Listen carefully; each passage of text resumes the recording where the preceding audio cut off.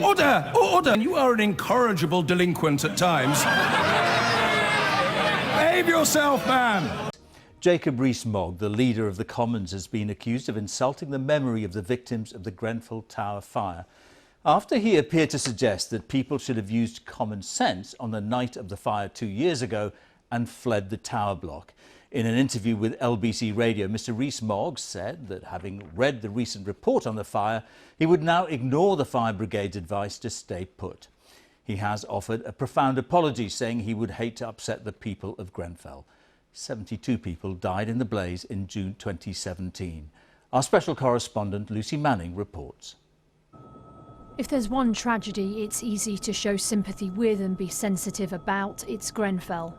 The inquiry finding just last week residents shouldn't have been told to stay put in their flats for so long. Yet one government minister has managed to upset the survivors.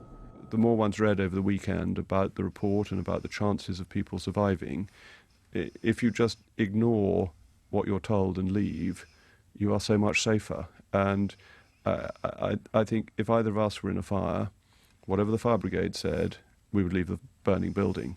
It just seems the common sense thing to do. Marcio Gomez, his pregnant wife and 2 daughters were trapped on the 21st floor. They filmed the smoke and the darkness that made it almost impossible to escape. Their son Logan was stillborn after the fire. There's no way you can get out, floor 21. There's no way. We've tried 3 times already. 5 hit. You know, I lost my son, and yeah, it was hurtful.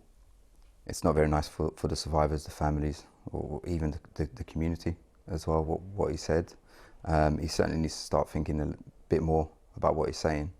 You know, and if he wants to talk about common sense, then I can quite, you know, turn around and say it's common sense not to build houses or flats with flammable material.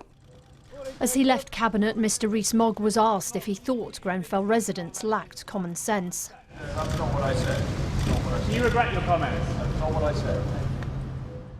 He later said, "I profoundly apologise. What I meant to say is that I would have also listened to the fire brigade's advice to stay and wait at the time. However, with what we know now and with hindsight, I wouldn't, and I don't think anyone else would. I would hate to upset the people of Grenfell if I was unclear in my comments." Do you accept his apology for those comments? No, not really. I think it was just very insensitive. It shows that how out of touch he is with everyone. At any time, Jacob Rees-Mogg's comments would be seen as insensitive, but at the start of an election campaign, they suggest a government minister lacking empathy at the very time politicians are trying to connect with people. Grenfell survivors again feeling let down by those in charge. Lucy Manning, BBC News. Just hours before the election campaign officially begins, the Prime Minister was forced into defending one of his cabinet members tonight, insisting he has full confidence in Jacob Rees-Mogg.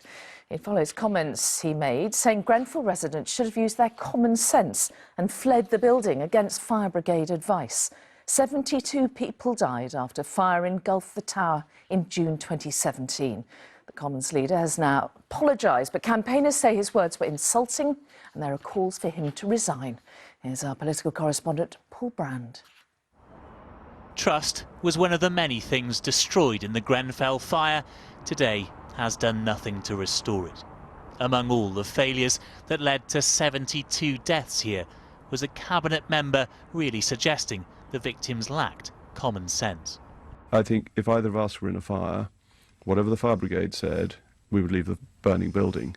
It just seems the common sense thing to do, and it is such a tragedy that that didn't happen. Did those words lead to a few with the Prime Minister? This morning, he was one of the last out of Cabinet. Mr. Rees-Mogg, do you really think Grenfell residents lacked common sense? No, that's not what I said. Do you regret your comments? That's not what I said. And a few minutes later, he was keen to clarify. "I profoundly apologise," he wrote in a statement. "What I meant to say is that I would have also listened to the fire brigade's advice to stay and wait at the time. However, with what we know now and with hindsight, I wouldn't, and I don't think anyone else would. I would hate to upset the people of Grenfell if I was unclear in my comments." But the families here, who use a heart as their emblem, feel the government continues to lack one. So basically saying that our families are stupid and lacked common sense. It's just ridiculous, incredibly insensitive. It just shows how detached the government is. Out of step, just as it strides into the election. What impression does this give of a Conservative Party if you've got one of your cabinet members saying that people in Grenfell Tower perhaps lacked common sense? Jacob's apologised for his comments. You will need to refer any further questions to Jacob. Jacob Rees Mogg is an absolute asset to the Conservative Party. Is he? He's made quite a few gaffes. Well, no, he's not made a few gaffes at all. And I think that as Leader of the House, he's done a tremendous job. Jacob Rees Mogg also still has the Prime Minister's confidence, but the danger in any election is knocking the public's. Paul Brand, ITV News, Westminster. Now, the Leader of the Commons, Jacob Rees Mogg, is facing growing calls to resign tonight after he profoundly apologised for suggesting on a radio programme that Grenfell Tower fire victims did not use common sense and leave the burning building. If you just ignore what you're told and leave, you are so much safer. And I think if either of us were in a fire, whatever the fire brigade said, we would leave the burning building.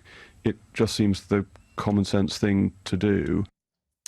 Well, today Mr Rees Mogg apologised, saying that he would have listened to the fire brigade advice to stay and wait. Grenfell United said his words had been, quotes, extremely painful and insulting to bereaved families. Our political editor, Gary Gibbon, is in Westminster. Gary.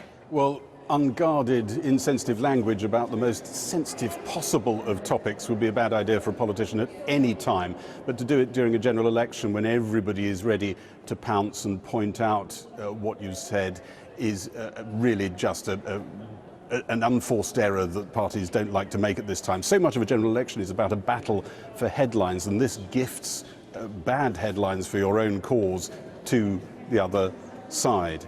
And it's not been made better by one backbench Tory MP, Andrew Bridgen, who's gone on the air to defend Jacob Rees Mogg, and in the eyes of an awful lot of people seems to have actually compounded the original mistake.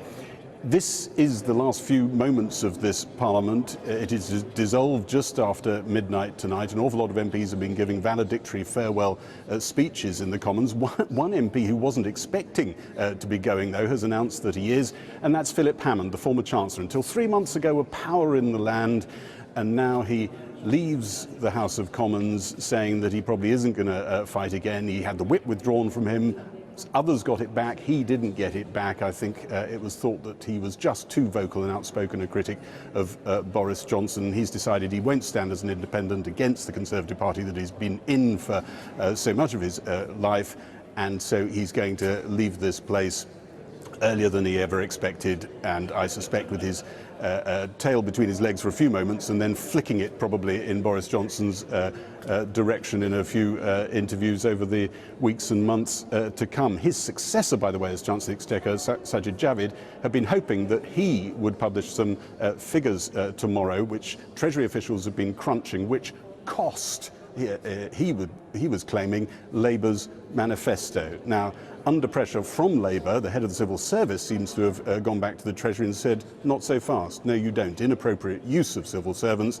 And those figures, at least in the form that we were expecting to see them, look like they're now not going to be shared. Gary Gibbon in Westminster.